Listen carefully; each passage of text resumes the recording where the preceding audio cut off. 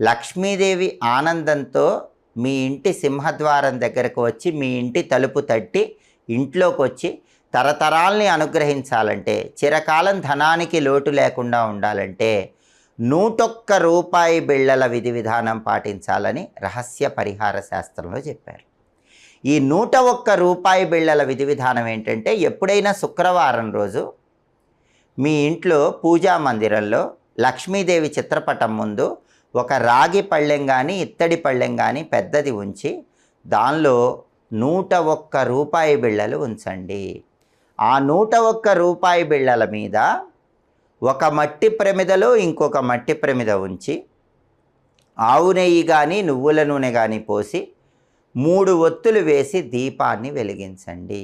అలా దీపం వెలిగించిన తర్వాత లక్ష్మీదేవికి పరమాన్నం కానీ కట్టె పొంగలి కానీ నైవేద్యంగా సమర్పించండి.